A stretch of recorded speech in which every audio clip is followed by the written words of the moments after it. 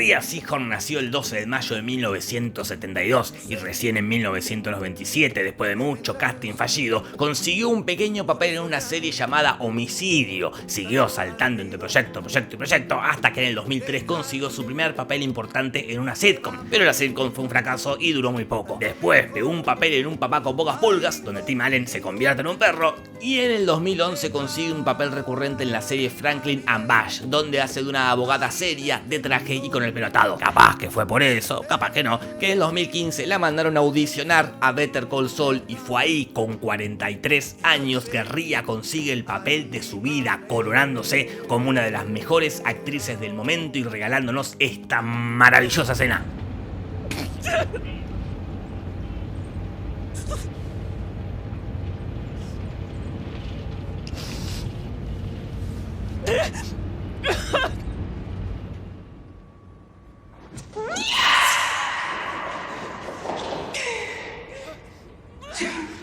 Así de angustiado quedé con el final de Better Call Saul y ya es hora de hablar de eso. Ya hablé de toda la serie en un video que si no lo vieron se los dejo ahí arriba. Así que ahora seguimos. Por eso hoy, en Te lo resumo así nomás, Better Call Saul, el final.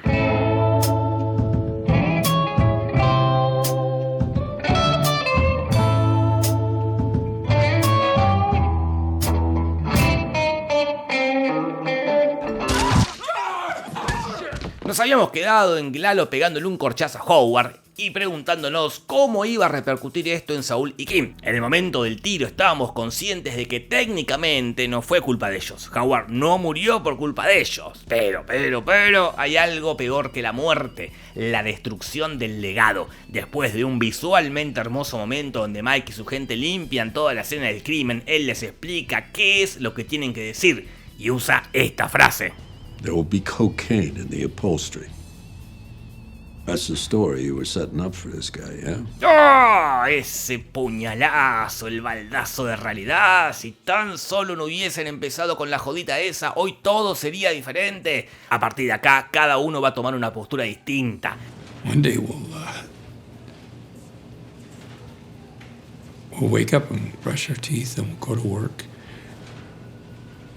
And at some point we'll suddenly realize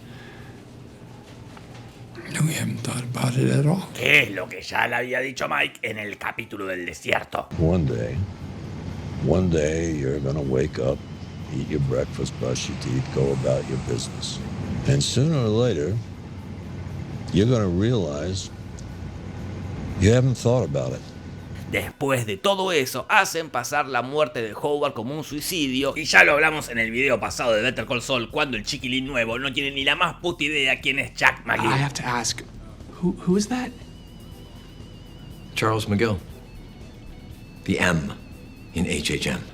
Lo peor que hacen Jimmy y Kim no es atraer a Howard al lugar de su muerte, lo peor que hacen es destruir su reputación. Y encima esto desemboca en la desaparición total de HHM. This is probably the last time any of us will be in this building. Why is that? HHM is downsizing. Seriously? Los dos siguen su vida tratando de vivir con eso y casi que lo logran, pero a último momento Kim vuelve a cagarse en Howard. And Howard was there at his desk, head down, and he was snorting something.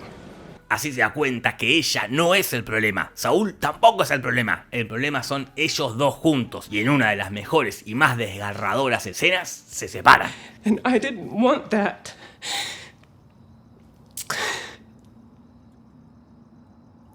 Because I was having too much fun.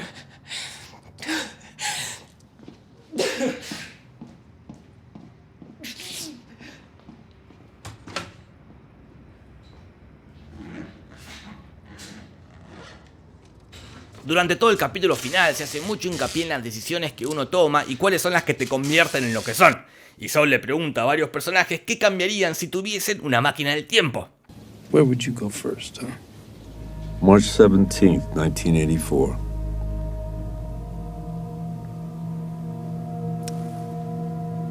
Day I took my first bribe. Aunque lo que realmente quieren preguntar, como si fuese una entrevista de caja negra, es ¿qué momento de tu vida te convirtió en lo que sos ahora? Jimmy evade esas preguntas respondiendo una boludez, pero el momento que lo convirtió en Saul Goodman es ese, cuando se separó de Kim. Por eso la serie salta de esto a esto. Y acá termina oficialmente Better Call Saul. Paralelamente nos fueron contando el final del resto de los personajes, como el de Lalo Salamanca, acompañado de este bello momento de Gustavo Fring hablando como la mierda español. Eladio, el patrote hinchado y grasoso. No considero que me haya mala leche. Y a modo de epílogo nos muestran esta escena donde vemos a Fring, que ganó la guerra contra los carteles, que es el más poronga del pabellón, que nunca va a poder tener una vida normal. Claramente está recaliente con el muchacho este y tiene ganas de invitarlo a la casa a peinar la coneja, pero sabe que no puede. Gus nunca va a poder tener seres queridos, nunca va a poder estar tranquilo. Y también a modo de epílogo nos muestran la charla final entre Mike y el papá de Nacho. Ustedes son el cartel y su justicia. Todos son iguales. Mike se da cuenta que cualquiera de su entorno está en peligro por trabajar donde trabaja, y más se da cuenta cuando lo mira Howard en la tumba. Howard, que no tenía un sorete que ver con todo esto, terminó muerto. Por eso no solo usaría la máquina del tiempo para cambiar su pasado, sino para ver si su futuro está bien. And then I'd go forward. There's some people I'd like to check on in 5 or 10 years. Así cerraron el arco de los dos personajes en Better Call Saul.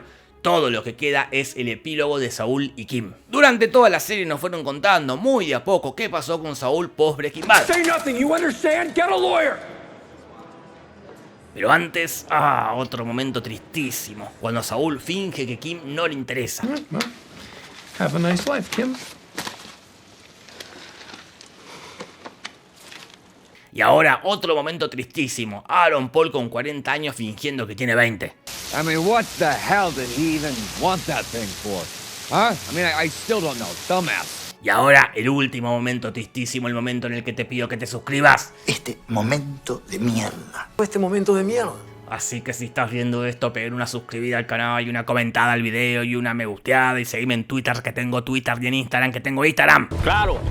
Con pequeñas escenas y usando el recurso blanco y negro nos va mostrando cómo Saúl, convertido ahora en Jin, volvió a su punto de frustración, donde su vida se basa en trabajar en una panadería y en estar en su casa solo viviendo de los recuerdos. Vive perseguido pensando que lo van a descubrir, no se anima a llamar a la policía para que lo saquen del sótano, está estresado, aburrido y todo se le va de control cuando un muchacho lo descubre. Better call Saul. There we go.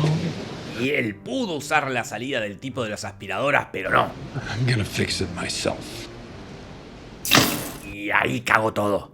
Para zafar de esto, elaboro un plan que involucra la mentira, la manipulación, la personificación y el robo en un capitulazo. Pero qué capitulazo, por favor, que queda quinto en mi lista de mejores capítulos. Ese plan le devuelve la vitalidad. Y en un momento creyó que lo hacía para zafar del chabón, pero no, lo hace por lo mismo que Walter White. I liked it.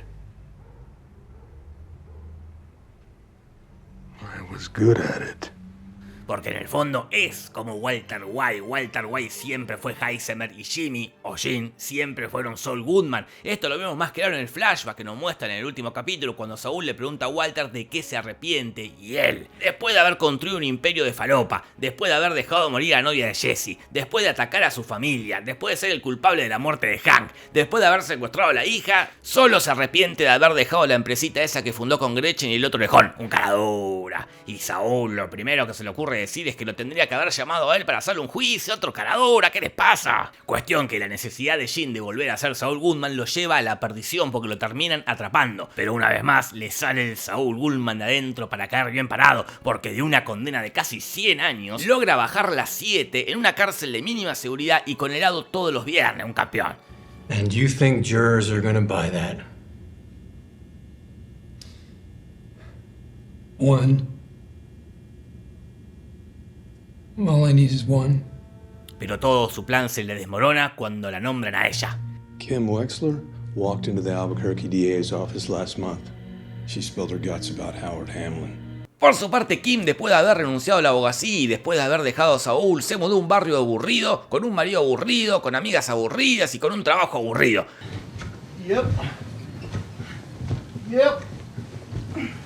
Una llamada de Saúl le trae todos los recuerdos de la cagada que se mandó con Howard y por eso termina confesando todo ante la germo de Howard. Y es después de eso donde protagoniza esta maravillosa escena, convirtiendo este capítulo en el cuarto de mis favoritos. Acá Saúl vuelve a tener una encrucijada en su vida, puede zafar de la cárcel convirtiéndose para siempre en Saul Goodman o puede aceptar su destino y volver a ser Jimmy McGill. Saúl aceptó un chanchullo ahí para ir a juicio y que Kim esté ahí para demostrarle que él nunca fue Jim, nunca fue Saul Goodman, siempre fue Jimmy McGill. The name's McGill. I'm James McGill. De todas formas, ya es un poco tarde. Ya ambas personalidades conviven en ese cuerpo. Para el mundo es Saul Goodman.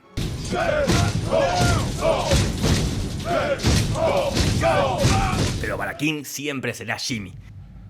Hi, Jimmy.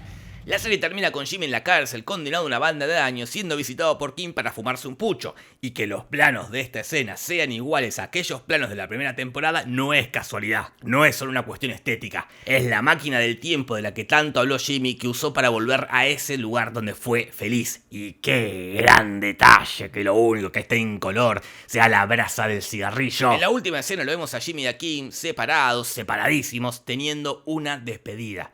La puerta se cierra y la serie termina. Y ahora la pregunta es, ¿qué pasó con Francesca? ¿Cayó presa? ¿Pudo arreglar algo? Me pone re mal no saber qué pasó con Francesca. Necesitamos un El Camino de Francesca. Pero bueno, ahora sí, la verdadera pregunta es, ¿y Ernesto? ¿Qué pasó con Ernesto? ¿Qué habrá pensado cuando vio todo esto en el noticiero? Necesitamos un El Camino de Ernesto.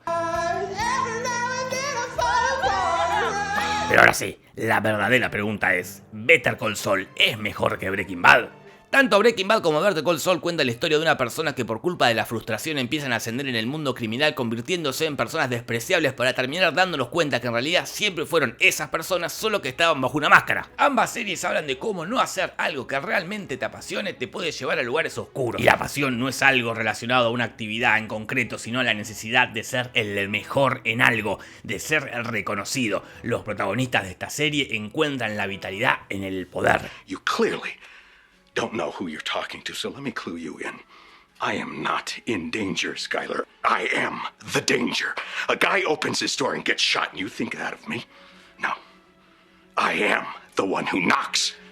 It's nothing to me! It's a bacterium! I travel in worlds you can't even imagine! You can't conceive of what I'm capable of! I'm so far beyond you! I'm like a god in human clothing! Lightning bolts shoot from my fingertips!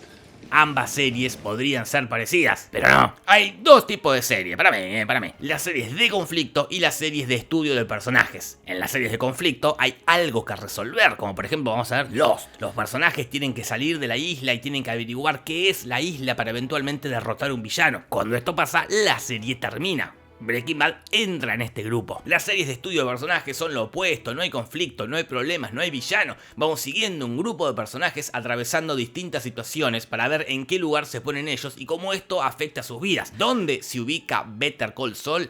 Para mí se ubica en el medio de estas dos. Hay un conflicto a resolver, hay una trama, hay villanos, hay todo. Pero los espectadores ya sabemos dónde desemboca este asunto. Ya sabemos que Gus y Mike se mueren, ya sabemos que Jimmy se convierte en Saúl, ya sabemos que Kim no está en su vida, ya sabemos el final y por eso la serie se puede tomar todo con más tranquilidad para hacer, entre medio, un estudio de sus personajes. Y creo yo que esto fue algo que construyeron sobre la marcha porque durante la primera temporada iba todo mucho más rápido, todo estaba centrado en Jimmy y cada acción lo empujaba a ser Saúl. Incluso al final de esa primera temporada parecía que el cambio ya se venía, pero no. Los creadores decidieron parar la pelota para estudiar a este Jimmy McGill y que no sea solo un tipo que se hinchó las pelotas de ser honesto, sino un tipo con dos personalidades conviviendo en un mismo cuerpo luchando por salir. Y además, Breaking Bad técnicamente es buenísima, ¿no? Con formas narrativas, planos, secuencias, todo hermoso. Pero era una serie que constantemente te estaba pidiendo que la sigas viendo, que es algo muy del formato televisivo, que ante la posibilidad de que vos puedas cambiar de canal o cambiar de plataforma, el programa te tiene que agarrar de los pelos para que no te vayas. Contrariamente, Better Call Saul se toma las cosas con mucha más calma. Sus creadores saben que vos elegiste estar ahí viendo y no te vas a ir y por eso se toman el tiempo para cada cosa, haciendo que la serie parezca más un producto cinematográfico que uno televisivo. Y artísticamente también evolucionaron muchísimo y para notar eso tenemos una misma escena hecha en Breaking Bad y en Better Call Saul, que es cuando Walter y Jesse secuestran a Saúl. sea, miren las diferencias entre unos planos y otros planos. Y encima en Better Call Saul suman este fundido, pero chúpenla todos. Así que sí, lo digo, y que la historia me juzgue. Mi respuesta es que sí, Better Call Saul es mejor que Breaking Bad. Para mí. Y encima en Better Call Saul está Kim, el mejor personaje que se escribió en la televisión e interpretado por la mejor actriz del momento, que seguramente se va a ganar el Emmy a mejor actriz, que seguramente va a ser la próxima protagonista de una gran serie, que después va a empezar a hacer grandes películas y seguramente se va a ganar el Oscar a mejor actriz. Y cuando tenga que pensar cuál fue el momento que la convirtió en Rhea Seehorn, va a tener que decir el momento en que audicionó para Better Call Saul y se convirtió en el alma de la serie, convirtiendo a la vez a la serie en una de las mejores series de la historia. Siempre fuiste la razón de mi existir. Adorarte para mí fue religión. Y en tus labios encontraba el amor que me brindaba, el calor y tu pasión. Es la historia de un amor como no hay otro igual, que me hizo comprender todo el bien, todo el mal, que le dio luz a mi vida, apagándola después. Ay, qué noche tan oscura, sin tu amor no viviré. Ya no estás más a mi lado, corazón, en el alma solo tengo soledad. Y si ya no puedo verte, porque Dios me hizo quererte, para hacerme sufrir más.